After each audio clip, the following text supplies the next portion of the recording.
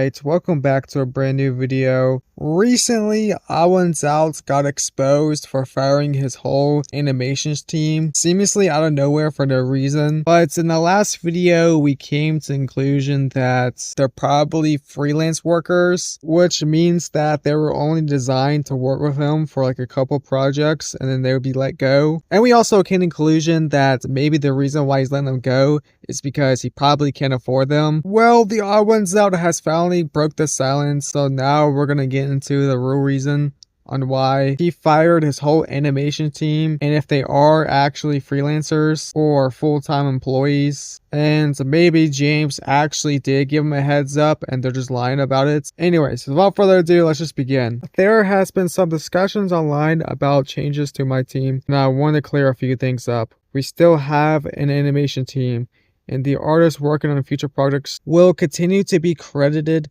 in the videos they participate in making. Over the years, I've worked with a lot of really talented freelancers on a project by project basis, depending on what the video needs. Alright, so right now we just confirmed that his team is made up of freelance workers, so we're right about that. And they do work on a project by project basis. So they're clearly not full-time employees. Like with employees, you kind of have to treat them a little bit differently than freelance workers. Freelance workers, after you're done with the project, you can just let them go. You don't really have to give them like a 2-week notice or anything. And that's supposed to be the mutual understanding that after you're done with his job, he's probably not going to hire you again until he needs you again. Like, yes, I do agree that he definitely should give you guys a heads up. But before we get a little bit too ahead of ourselves, let's just keep reading. My team size has always fluctuated. Freelance creative work often shifts as project evolves. And right now, I'm working on scaling the team to focus on more condensed roles. Last year, despite having a sizable team,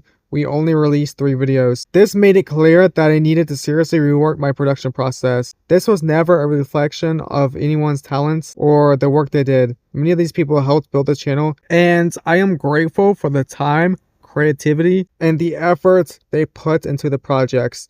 This was not an easy thing to do. Alright, so now we got the reason why, and I'm sorry to the AI conspiracists out there that thought he was going the AI route. No, he was just going broke affording this team, which I kind of figured that was the case because like I said in the last video and like he said also, he only released 3 videos this year while having a team of over 20 people.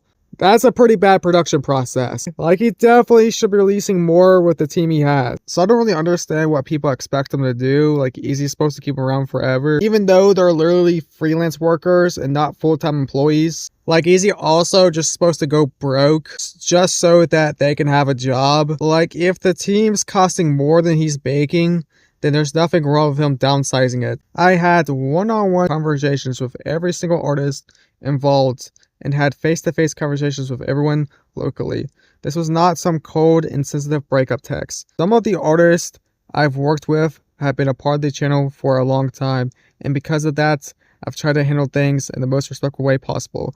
I provided severance packages to all full-time freelancers. That wasn't something I planned on sharing publicly, but since the situation was already brought online, I feel like it's important that all details are understood. It's been very frustrating to see the situation described online in a way that makes this feel or look hostile when I try my best to make sure my artists were taken care of. Okay, so James is telling the truth here in his response. Then these artists are either just straight up lying or leaving some important things out because none of them mentioned in any of their statements that James actually talked to them one-on-one. They made it seem like James just like ghosted them, or James just sent them a message being like, I don't know, pack your bags, bro, you're done. And I also think it's kind of strange that none of the full-time freelancers never said anywhere in their statements that they got a severance package. Like, for some reason that was left out. Like, who knows if James is actually telling the truth here or not. But if he is, I feel like he's doing way more than he really has to be. Like, he doesn't really have to have a full-on conversation with each and every one of you. He could have just sent the same copy and pasted text to everybody, saying that you're done, you're gonzo, go find work somewhere else. And he didn't have to give a severance package to the full-time freelancer. He did it because he appreciated the work that you guys did, and it also seems like he felt pretty bad about it too. Like, I feel like that's pretty freaking nice. Nothing about this was easy. Managing a large creative team comes with a lot of responsibilities, and I tried my very best to do the right thing by the people I worked closely with. I've also told many of them that I'm happy to serve as a reference for future opportunities. It would be selfish for me to keep these artists on hold with no projects or consistent work coming their way, so I made a tough decision. Exactly, like it makes no sense to have a lot of these artists to keep waiting in between projects when he doesn't even know himself when the next project is gonna come. I want nothing but the best for my team. I apologize if I felt sudden.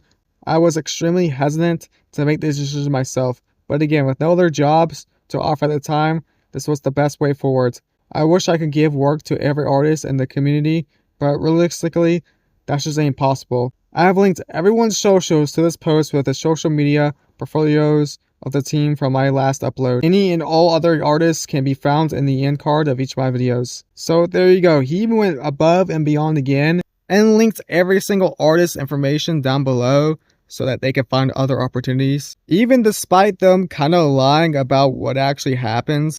But I don't know, I have a little theory that maybe they made the situation seem worse than it actually was to maybe get more commissions and work from people who took pity and felt bad for them. Or maybe they just didn't think to mention that they spoke to him, or mentioned that a lot of them got severance packages. I think that is just suspicious that they literally watched this guy's name get dragged through the mud and they didn't say anything about it, or even answer anybody's questions on the matter. Just a bit suspicious. But yeah, that's about it for today's video. Hope you guys enjoyed. Subscribe, and I'll see you guys next time. Bye.